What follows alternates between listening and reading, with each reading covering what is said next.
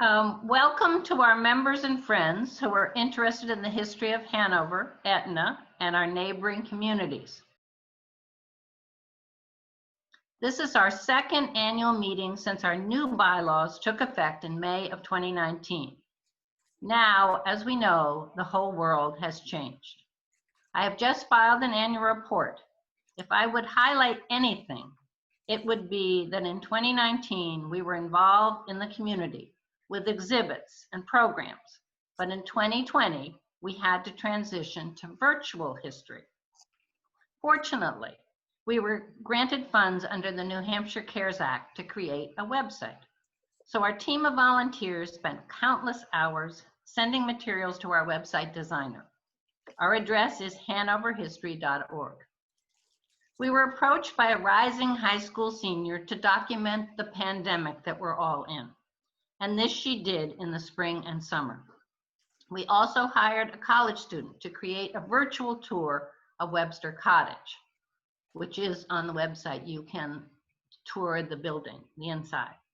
We also want to thank Dartmouth College. They graciously let us into the building since all buildings were closed to the public.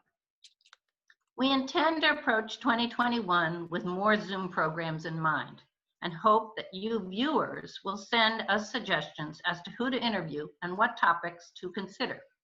I want to thank the wonderful board members. Many of them are on this Zoom right now. Bob Keene, who's going to be our presenter tonight, Susan Boyle, Betsy Gonnerman, Teresa Odin, Barbara Fildes, Joanna Rapp, and Alan Calloway. And all of them are devoted and dedicated to Hanover's history.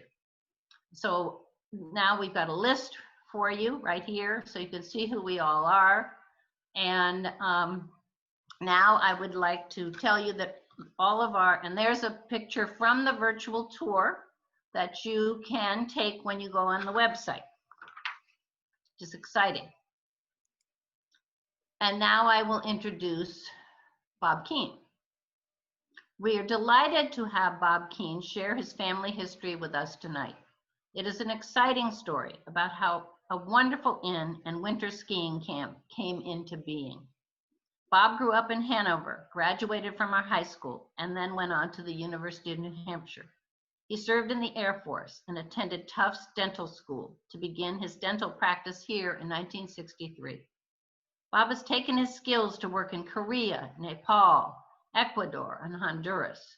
He has also started the Red Logan Dental Clinic in White River Junction and was on the dental staff of Dartmouth Hitchcock. He even set up a dental clinic in rural Honduras under the ACTS Honduras. He and his wife, Jean, have served on our board of the Hanover Historical Society for countless years. We thank him for creating this program to tell us the story behind the inn and the folks that ran it over the years. Take it away, Bob. Thank you all for joining us this evening. It's a great pleasure to have you with us virtually, at least.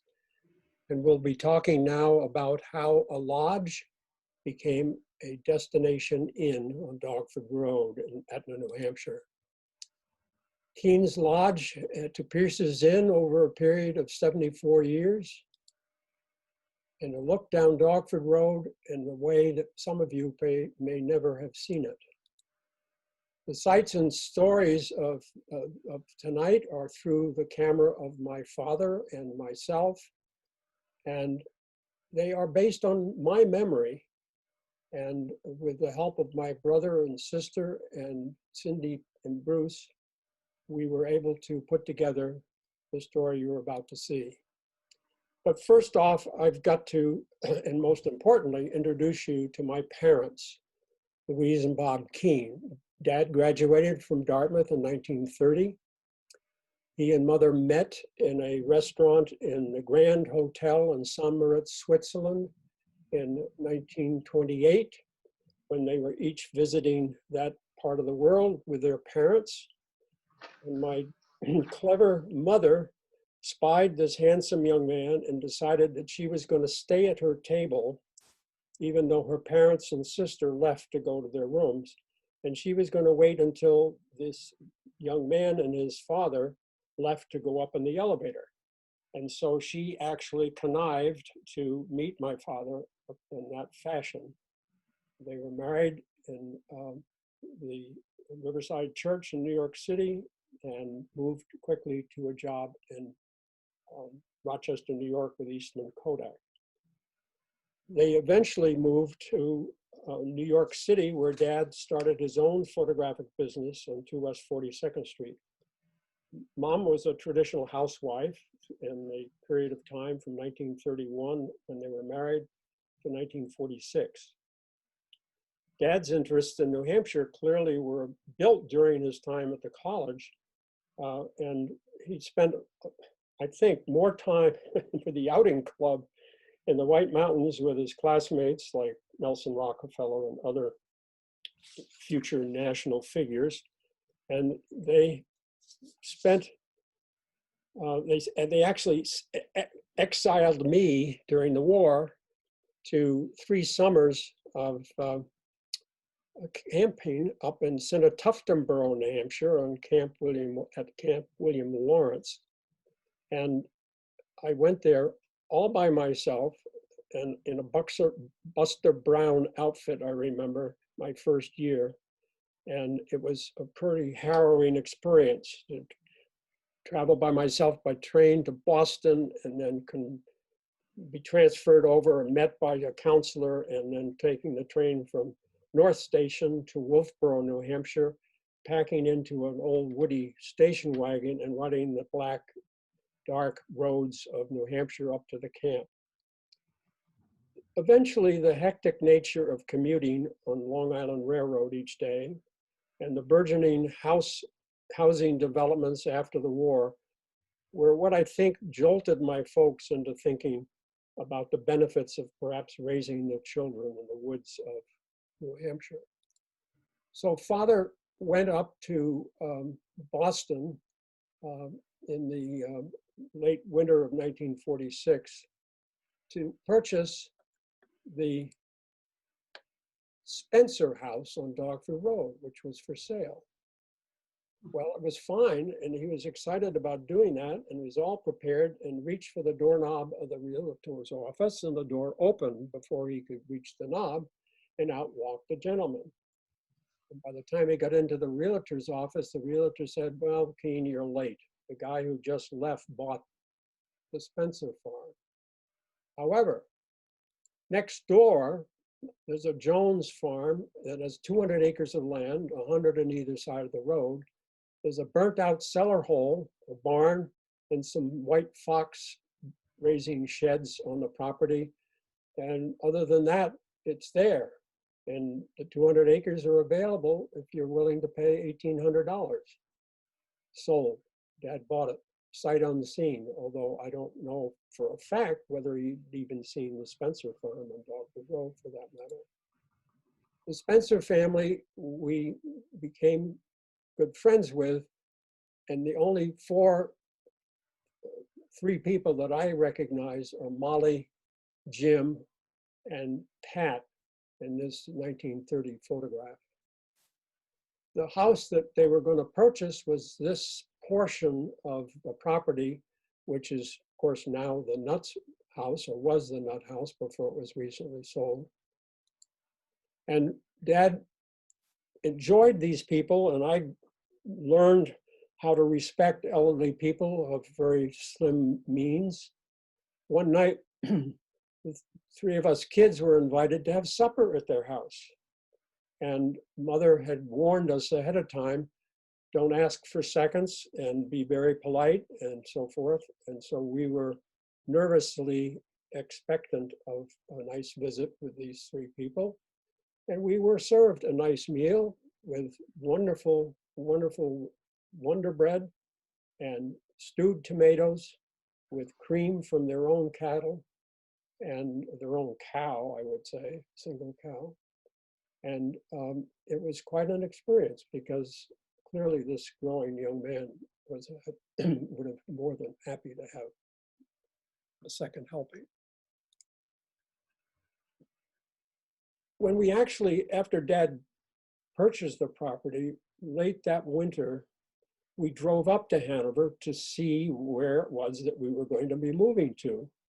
And I'm going to ask you to use your imagination in the next picture, because here we had driven for nearly 8 hours in a Ford Woody station wagon on the Woolworth route, Route 5 and 10, coming up from Long Island, and came up over the crest of the hill on South Main Street.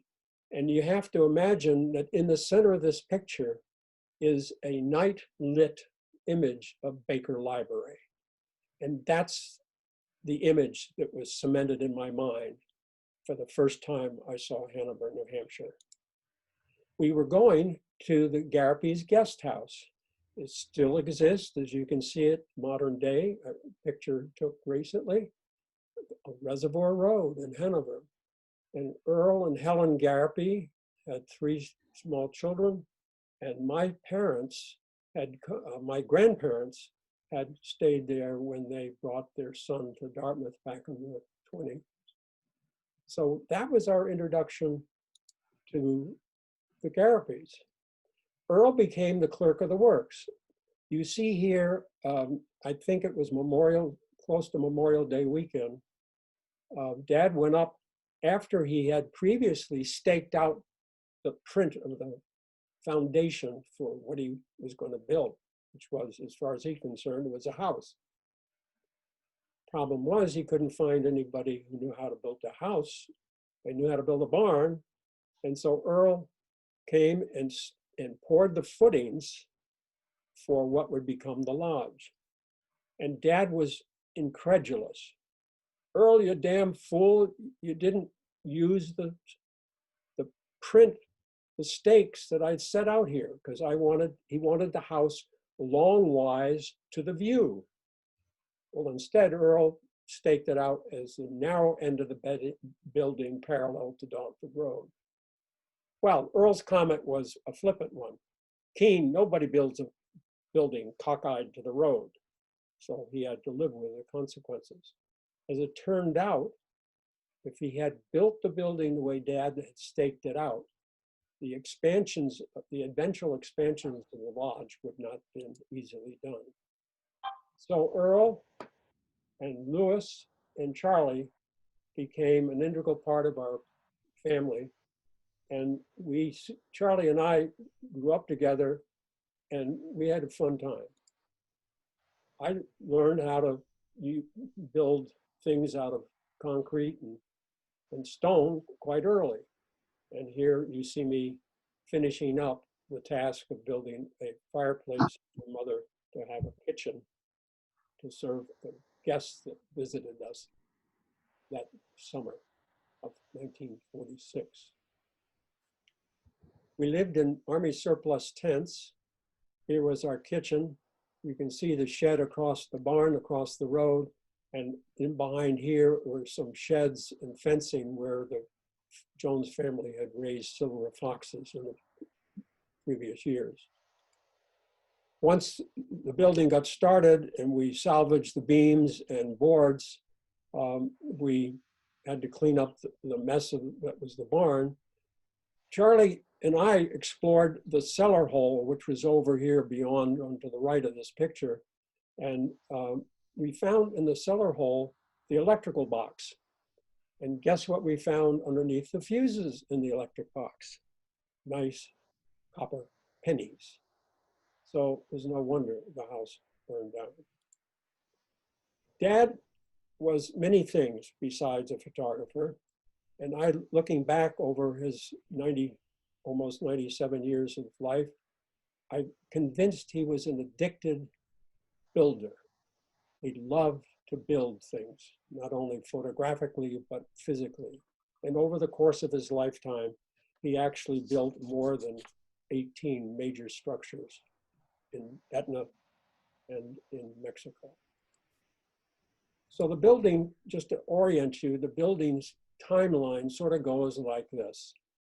In May of '46, we started the original barn footprint, and over that summer did some building.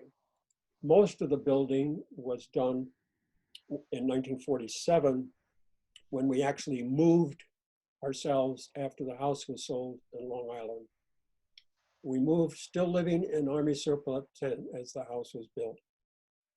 And then after that, actually in 1948, incorrect here, the extension was added to it for living quarters, and a barn and shed were built across the street. In 1948-49, we got involved with housing students from an overflow crowd from the Fort Sayers Ski School in Hanover, and we had to add dormers to the building and an upstairs section with bunkhouses in order to accommodate what would be future ski schoolers. And because we had more people coming up and the large area on the lower floor was not sufficient to accommodate the dining area needed, in 48 and through 50, Dad had sold his business in New York City, and so we had to have a studio expansion, and he ended up building a ski tow. And then the final entrance extension was done, and if you enter the Pierce's Inn nowadays, there is a tree in the entrance area that supports the roofing beams that was added, and a chalet was constructed across the field near where the ski tow was. We originally hired these two GIs, Chet Pasternak, who lived up on Etna Highlands Road, where the Sibleys now live, and John, and I'm sorry to say I don't know his last name. And they were ones who knew how to build a barn. So that's what was started. Later on that summer, Dad was in Lebanon getting some supplies, and there was two GIs hitchhiking, and Dad asked them if they were looking for some work, and they said they did. And so this is one of the two GIs that came out, and still we had the Army surplus tents, so they lived in the tent. This vehicle is a much revered Brockway antique war surplus troop carrier truck that we used to carry much of the lumber supplies that we needed. Lumber, at least usable lumber, was not readily available in Etna at this time. I would also point out that the folks tried to get a mortgage with the Hanover banks. And essentially they were told they would not risk anybody building anything out in the sticks of Etna. The Lebanon Bank felt a little differently and finally gave them a mortgage. I had a buddy, Dick Schott, from Long Island, who came up and joined me the summer that we moved there, and Mom and Peter and my sister Susan, and then Dad's secretary, Maggie Lyons, who was really an extended member of our family, came and joined us in the work. Because I had gotten a couple of steers and had purchased 2 sheep from David Kroll, Dean's father, it was necessary to do some haying that winter to get enough feed for the animals that we were keeping. You'll notice along here the apple trees of the fruit farm, and there was lots of different fruits and raspberries and blackberries. It was really quite a well of wonderful summer nourishment. We had outdoor plumbing, and we quickly learned that you had to get out there and take off the frost around the seat if you didn't want a wet bottom in the wintertime. Later on in the summer of 40, well, I guess it was closer to 48, that we got power, and the power lines were fitted nicely into the building, but Dad insisted that the power line along Dogford Road in front of the building be buried underground. He didn't want to have any power lines in his view. We hired Doobie and Sons to come and drill us a well, and that was an experience and a half because it was the old impact type drill. It bangs and bangs and bangs and pulverizes the rock down 212 feet, and we got our supply of water. The next most important feature of this lodge was to be the fireplace. And the art of finding people who were skilled masons to build it was a treat and a half. And we learned very quickly that Morris Hayes was the only mason worth hiring. And so he and Ethel were, shall we say, dined, can't say wined and dined, but they were dined by Mom and hopefully won them over to have him accept the job from us Flatlanders to do this job. And those of you who are members of the Hayes family, this is Frank, or Frankie, we used to say. So the fireplace was important. And so Dad got these folks willingly to do it. We collected stones and rocks, and I'm sure some of them came from stone walls, which we now know is not legal. And back then, you got away with all kinds of stuff. And Morris and his helper went right to work and got the house properly finished off with a very accomplished chimney and fireplace. So towards the middle and end of the summer of 1947, Brockway Truck, as you can see here, we had a little bit of a carport, and there was no dormers or anything else because at that point we didn't know what we were going to be ending up doing. We had so many visitors our first summer and second summer for that matter, that my mother finally figured out, well, why not charge them and run a business? At first we had a porcelain pig, and people always wanted to contribute something, so Mom would always say, well, just feed the pig. I can remember one year after, I think it was 1948, we used the money in the pig to pay for our springtime escape and drove out west. We had lots of visitors who we put to work, and you can see here the slave labor of women supervised by one of Dad's former clients. And everybody had a lot of fun. It just seemed to be a whole project that everybody got involved in.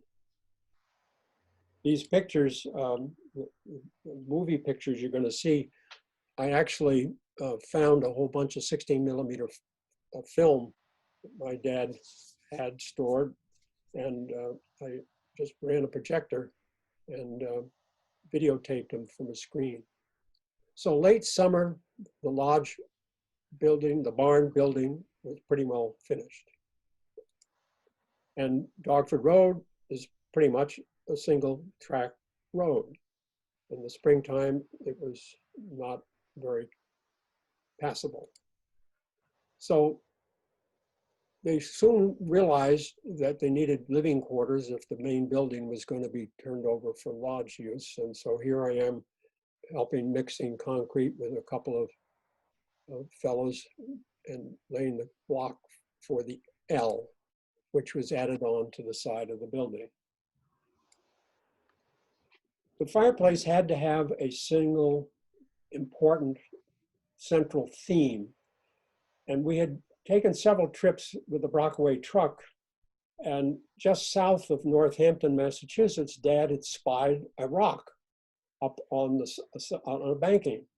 And that rock, which looks a little bit like the continent of South Africa and probably weighs not as much, but it felt like it did when we rolled it down onto the truck, that he had backed the load of lumber into the banking so we could just roll this rock down and up towards the cab of the truck.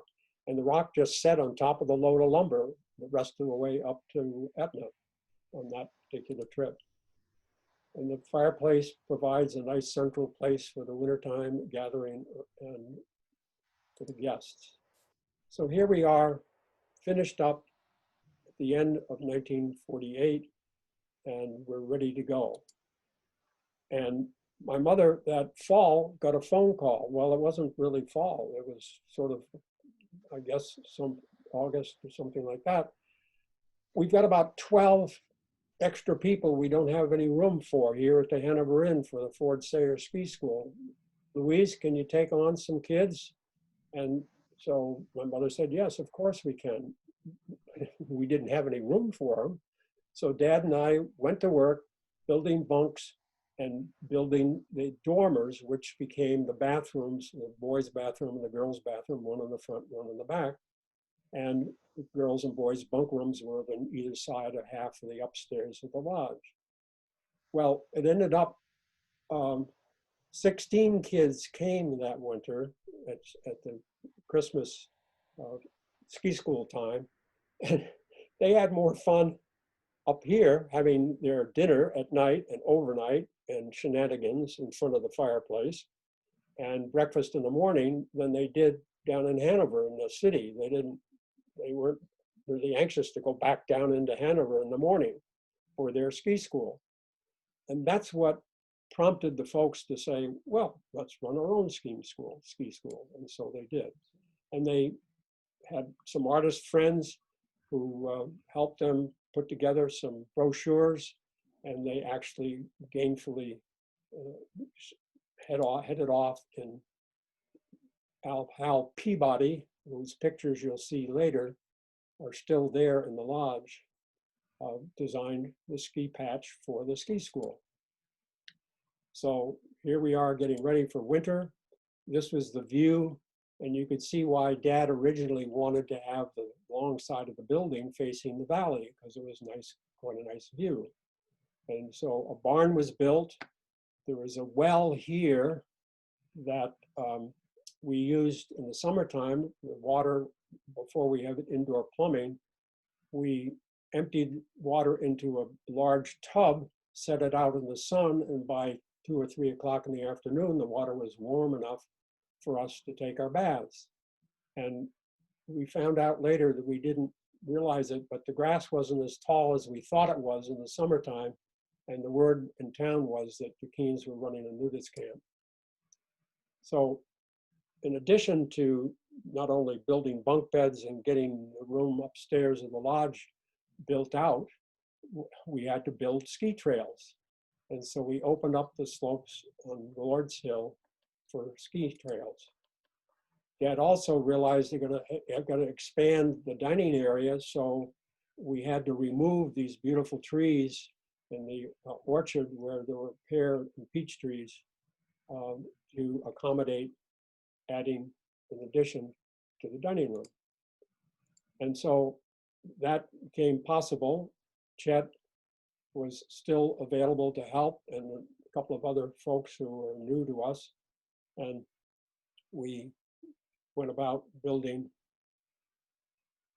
the addition and expansion, not only to the dining area, but to the front door. Of course, ending of the day was great fun. You could always horse around. Like Dad was a great comic and enjoyed acting up when the film was flying. And so it was great fun. So here we are doing the framing, lifting the beams, getting them in place, and slowly getting the addition finished. Now, Mom here and Connie Elder, a neighbor up Dogford Road towards Hanover Center, were quite a nice pair. They worked very, very well together, and Connie was a wonderful additional member of our team. Here's the tree that's still there that Ed wanted a little artistic expression, so he added that as a way of supporting the beams of the roof. The hollow between us and the Nut House, neighbors up the street, seemed like a logical place to build a pond. And so we went ahead and had the dam up, dug out. There was a stream bed there that added the water feature. The pipe was a joke in reality because the water eventually went underneath the pipe, and so that doesn't exist anymore.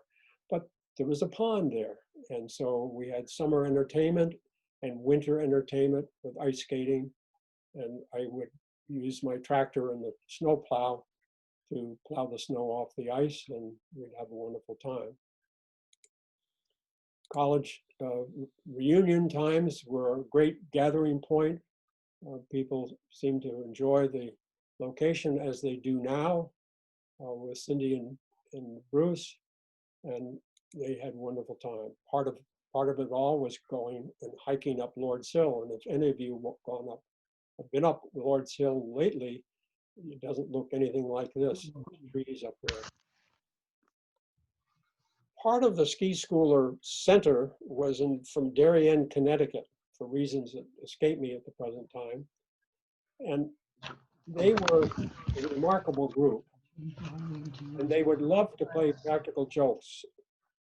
And so one summer, when a group of them were there, they hired or persuaded Ben Thompson, our unofficial, official events police officer, who with white gloves and uniform directed traffic at the corner of Main Street and Wheelock, came up to the gathering, and he had with him a warrant for the arrest of one of the husbands on charges of adultery.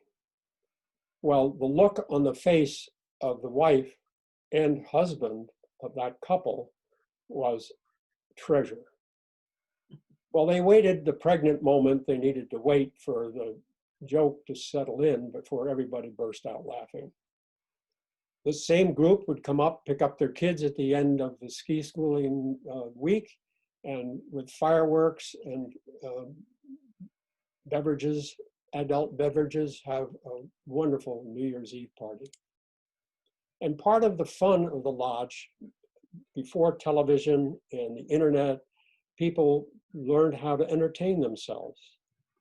Here I am with a group of Dartmouth students and fellow UNH students and my sister doing some singing for the group. Jed Williamson, who's now a fellow resident here at Kendall, was a counselor, and several of his friends, I'm sure, were counselors in ski school over the years. Mom and Dad participated. And of course, the sign here, if you can't read it, is "Where Good Ends Meet" over the cover of the toilet seat. So they had a wonderful time entertaining folks. The kitchen really was, at that time, consisted of a sink, a table for baking, and a wood stove. And on that wood stove one morning, the pressure cooker lid blew off and sprayed oatmeal all over the open ceiling, the beams and everything. And I think if Bruce was to take away some of the current ceiling in that room, he'd still find oatmeal dried up against that roof. Very soon, when Dad had sold his business in New York City, it became necessary for yet another addition on the back of the L of the lodge. And so he went about to build his photographic studio. We had a wonderful garden, and guests would certainly enjoy the fruits of our labors growing our own food. The cherries, the apples were just phenomenal. And as you can imagine, us Flatlanders were thrilled to be able to make our own cider and have apples for applesauce and sharing around the community. Elderberries, and the blueberry patch and the blackberry patch were the source of two very important lessons in learning on my part. I wonder if any of you know what pickings to half means. I learned that picking to half meant that the uncle of Connie Elder down the road informed me, I'm gonna pick to half this summer in your blackberry patch. Now, we weren't asked if he could. He made the declarative statement that that's what he was going to do. It turns out picking to half means you get to pick the half of the blueberry bush that you decaned the previous fall. And so I was left with picking the blueberries along with its thorny canes in the other half of the blueberry bush, the blackberry bush. The raspberries were white raspberries, red raspberries, and black raspberries. And I had great fun and earned extra money while I was in high school selling to the red and white supermarket, which was at the site of the current CVS in Hanover. Peter got started learning how to build with the rest of us guys, and this is the further extension of the studio. One day when we were, and it was later on, I think we were in the process of roofing this area of the roof in the fall, just before hunting season. My dad and I were standing up there resting. We had lumber that was green. Those are hemlock boards, and when you nail hemlock boards, you get your face splashed with sap. So we were up there anyway, and we heard this gunshot and a zing. And literally, the zing occurred between the two of us. And so we dodged a bullet, so to speak. The act of moving the photographic business to Etna was a real treasure for Dad's clients. They loved coming up to the countryside. They could ski half a day, fish, or go hunting, and they would enjoy it to be able to work just a portion of the day and have wonderful exercise the rest of the day. So getting the photographic business started up there. Dad, obviously early on, when he commuted for about 3 years actually. And so he was doing some of the work in the local setting, and he even managed to do some Girl Scout calendar work using children from the local community. Most of his work was in commercial food area, Hood ice cream, Prince's macaroni, and I don't know what this setup is for, but Mom did the cooking and helped with the setups. Here's the interior of the dining room as it was being finished.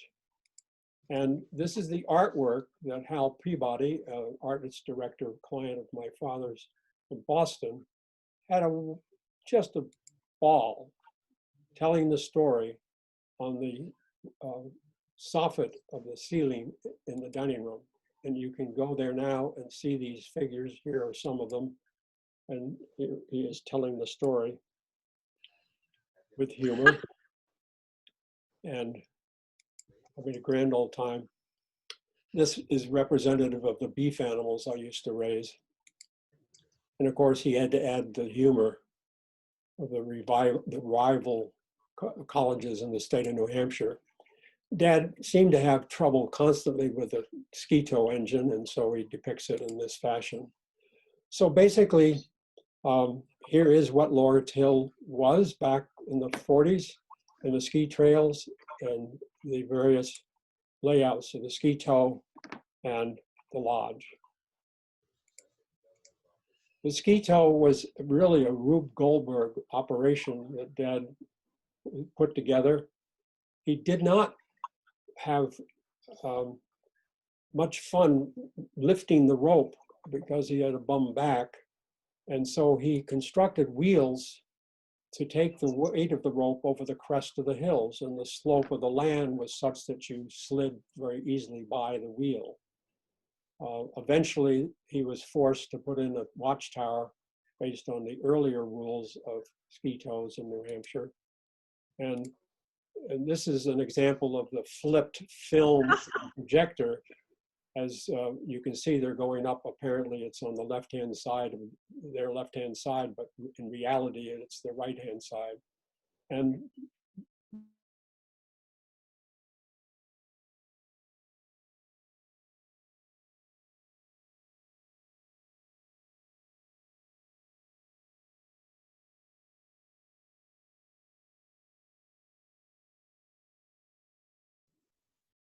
Someone must have muted all because we can't hear you, Bob.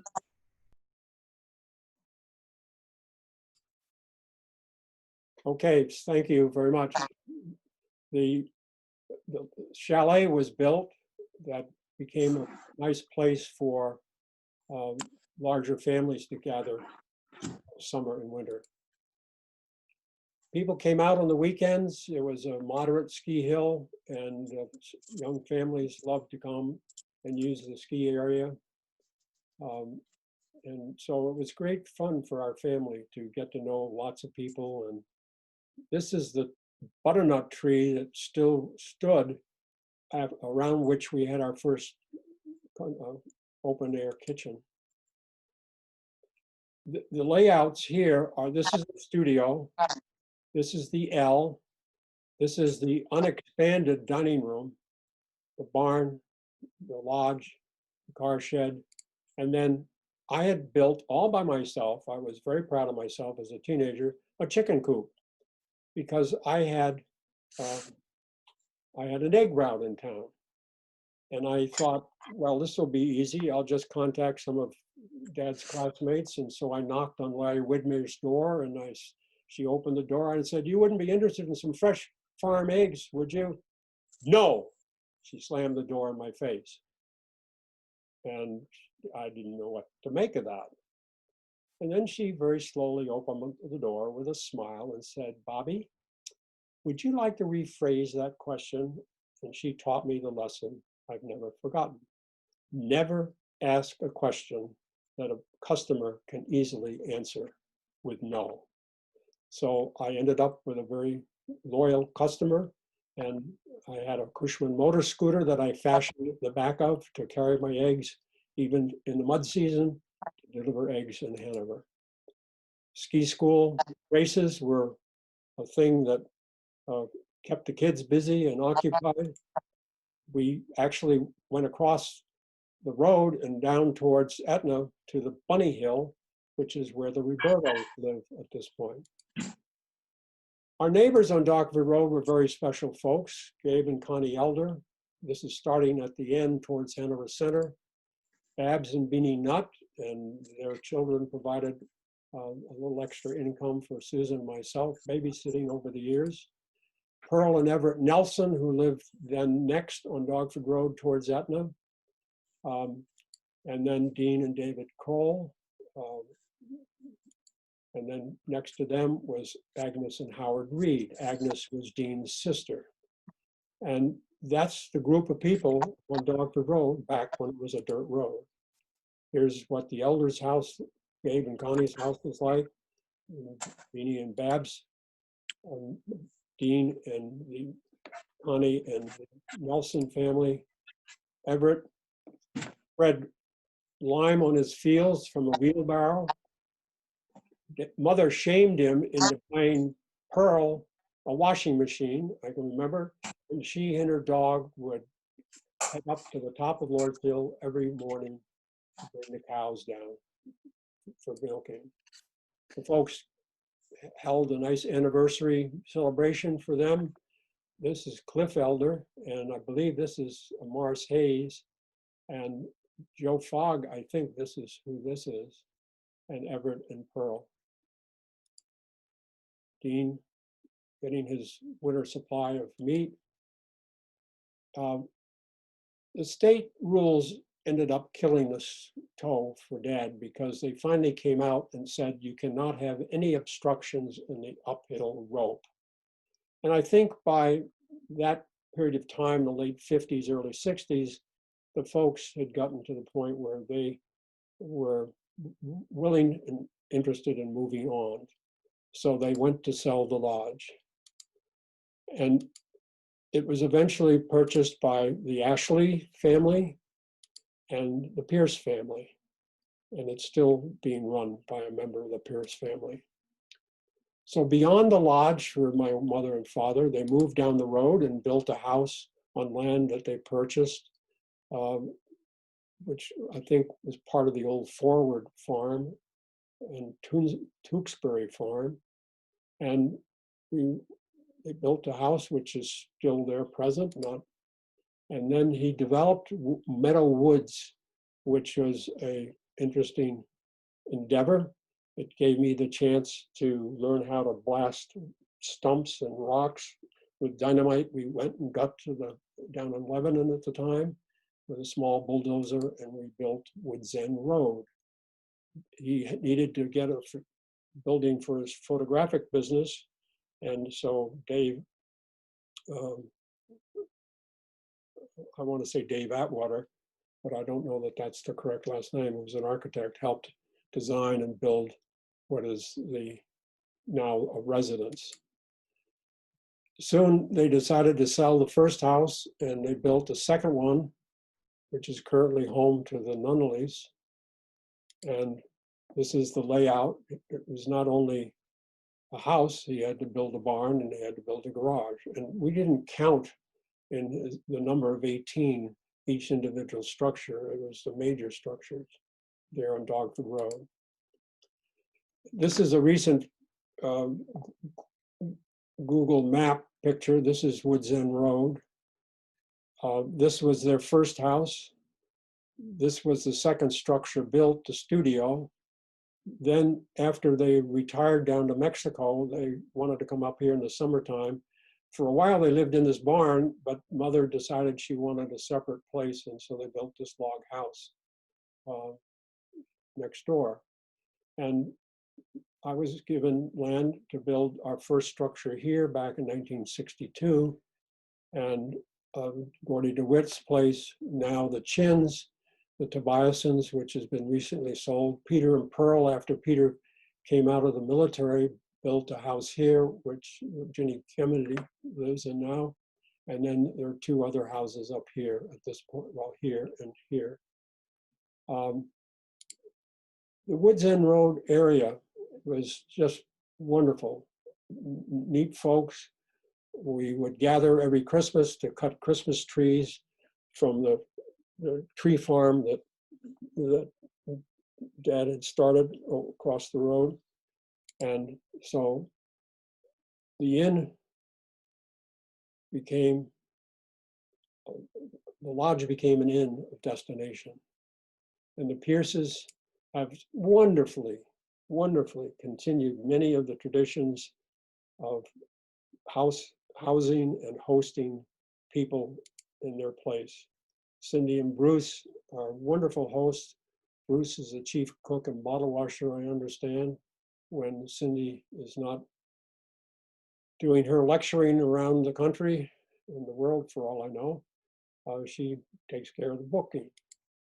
And they have stamped the place with their emblems and have a wonderful service for people who like to do bike trips and ski drawing and meals, meetings, reunions, and overnight gatherings, wedding parties, whatever.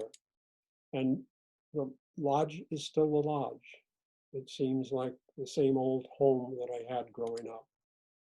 The tree is still standing and welcomes people. And it's a symbol of and a tribute in actual fact.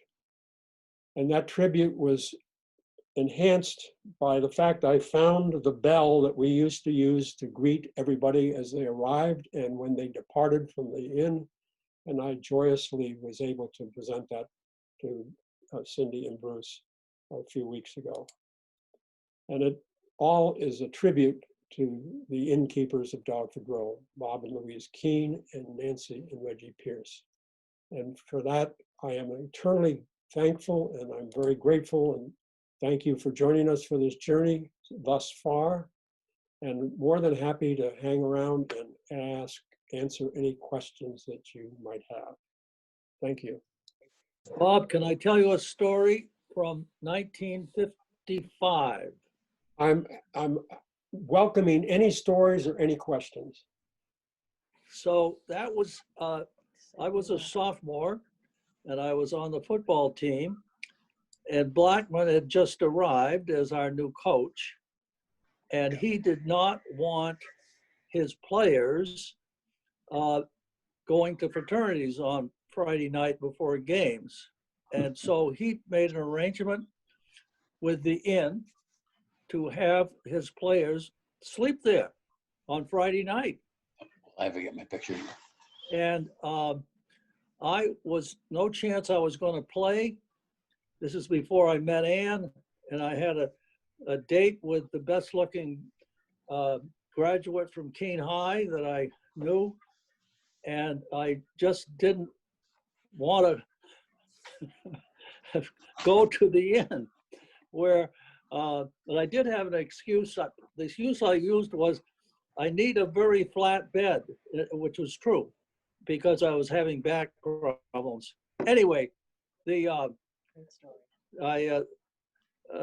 stayed up and kept the girl in the room with me till after she was supposed to be out, which was like 10 o'clock. And I got nailed for it, and I went before some body that fined me $10 for that violation. And it was in I got my name in the Daily Dartmouth.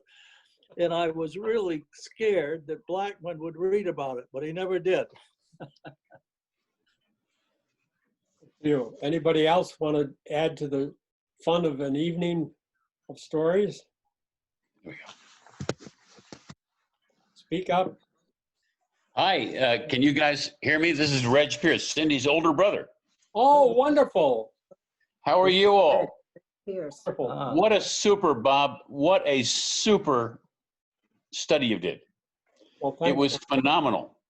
It brought tears to my eyes because I came to your mom and dad's ski school.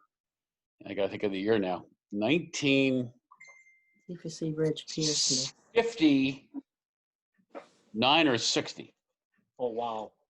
I mean, that's way back. And I remember distinctly taking the train up from New Haven with my brother Crawford. Yeah. And we arrived at White River Junction, and your mom was there in the Woody The sun. to pick us up and drive us up to the inn, which we thought we were going to like Vail in those days. And we went up, and not only to meet your family, Big Bob, and your mom Louise, and your family, but my first instructor was Peter, who I think is on the screen over there. Is he not? Am I seeing Peter? He may not be speaking, but Peter was my first ski instructor. and he really, and I have to back that up because that was a trip up to the ski school. I have to back when I was 7 years old.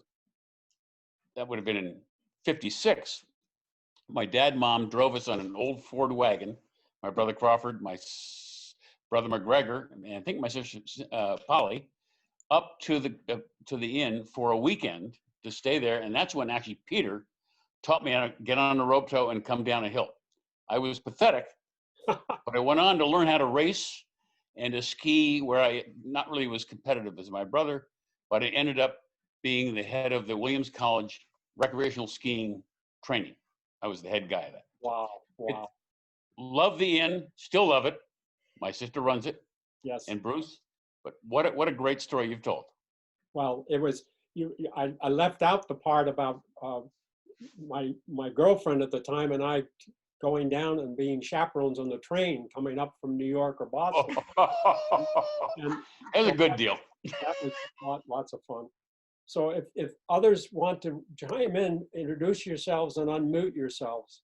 Yeah, hi, Jed Williamson. Yeah. And, I was probably on that train escorting that young man because I started teaching at the school in 1956 when I was a senior in high school, and my brother was a junior at Dartmouth. And I did that for 5 years or until it ended. And I was a chaperone on the train. I wasn't much older than the kids. But anyway, it was so great to come up there and ski for 4 days and be with all of you and your mother. Of course, you forgot to mention what a superlative cook she was, and her training in that field. She was the cook, just like the one we know. She was wonderful.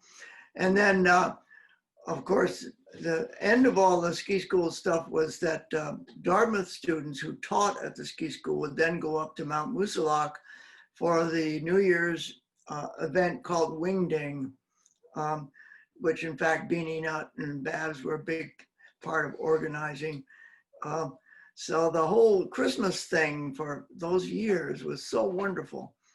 And I just want to say thanks so much. And Cindy and Bruce, I've known you too. So great story. Look forward to sharing it with my family. Wonderful. It is being recorded and will be on YouTube when I edit it up a little bit for that purpose. Anybody else?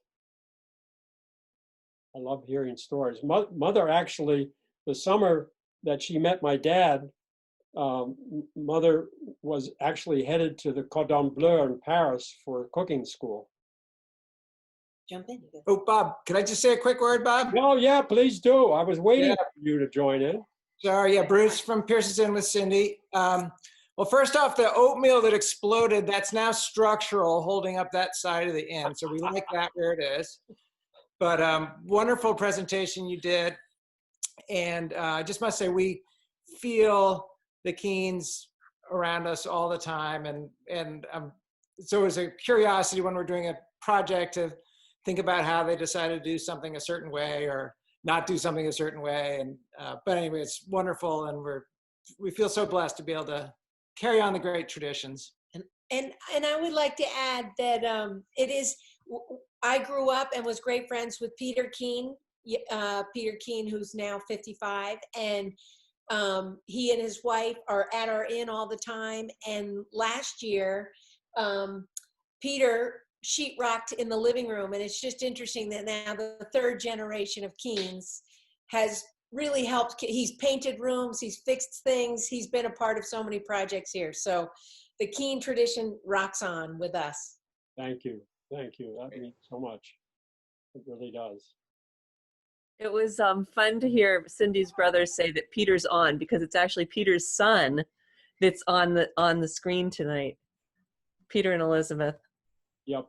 Brother Peter is at another meeting. Yeah. And then I wanted to also mention, remember when Cindy and Bruce found the water bottle that Grammy and Grampy used to use when they were doing some renovations? That was kind of an interesting find. Hello? Yes. Yes, I'm Jed's younger sister. And I just said I'm really enjoyed the conversation from where I was able to come in. I also was one of the skiers at the lodge. I have fond memories of your parents, of sitting around the kitchen table to eat, because Mom and Dad brought me up a couple of times other than ski school. And I believe I left a lot of my sitz marks on that bunny hill because I never got off of it. Wonderful. But it was wonderful. Thank you so much. Where do you live now? Well, I'm in Nashville, Tennessee. Wonderful. Not much skiing down there. Not much skiing at all. I kind of left the skis behind in the early 20s. But I did have wonderful memories of your parents and of the lodge and the ski school, doing ski school and all the activities involved in that. I think many of us had a crush on your brother, Peter, too. Yeah, that's understandable. Well, thank you for sharing that story. Okay. Stay well. Stay well. Bye-bye. Bye-bye. Thank you. Thank you all again for allowing me to travel through that wonderful period of time in my life. It's a treasure. Cindy, thank you very much, and Bruce for your help in putting this together, and to Madam President of the Historical Society, I would sign off and say good night to everyone. Be safe, wear your masks, and know that your stories are important, and never be shy about telling your stories. Bob? Yeah. I want to thank you from the Historical Society gang. Evidently, over 100 people have heard your talk tonight. And yeah, and Hanover Magazine is one of the participants and probably will have this show in some way in that magazine. So I just want to thank you for sharing your story. I hope more people get encouraged to do this kind of thing. It's wonderful if you have the old pictures too. And Cindy and Bruce, I hope you have lots of visitors. Are you able to have visitors in today's world? No. Okay. No. Someday.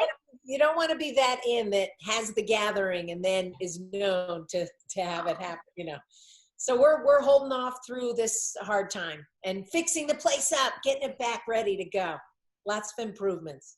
Well, then we really, our support goes out to you. I do remember Norwich Racket Club having parties there years ago, and it was like one big Italian family with singing and so on. And some of the Norwich Racket people tuned in tonight to remember those fine times. So I just want to thank you all for sharing the stories, and that it will be on the website that is already up. You can see it, it's in progress. And you have a website too, right, Cindy and Bruce? Do. We will, once we can access it on YouTube, we'll have our website guy to put it on. Wonderful. Okay, thank you again, Bob. Not at all. Great job, Bob. That was wonderful. Thank you, thank you, thank you. Thanks, Bob. Thanks, Uncle Bob. Hey, good to see you. Take care.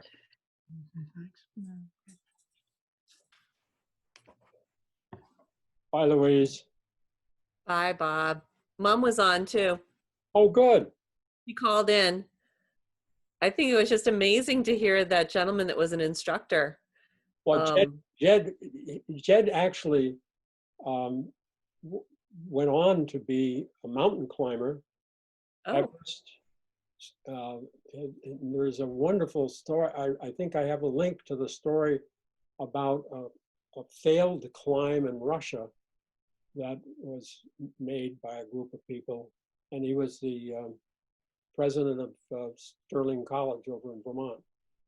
Oh, fun. He and his wife have been wonderful friends.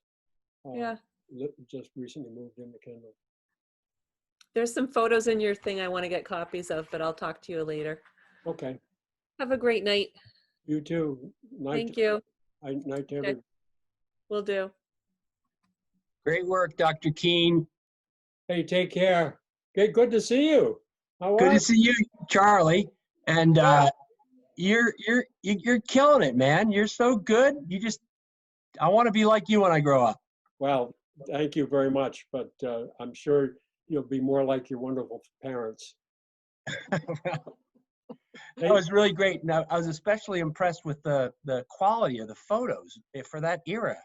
Just stunning. Well, I was very apologetic because some of them were pretty pixelated and not quite in focus. And the picture I took of Cindy and Bruce was with an iPhone, and the quality is so much better. The iPhone, but they're pretty darn good. And I didn't realize the Eastman Kodak connection there, and that makes a lot of sense. Man, was it? It was wonderful photography too. Good work. Well, thank you very much. It's been a lot of fun. I've done a whole family history of movies that were taken. 16 millimeter movies were taken. So lots of fun. Great. We live them. Stay well. You too.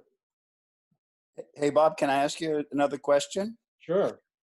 So just down the road from you, there's an old Class 6 road, the Spencer Road.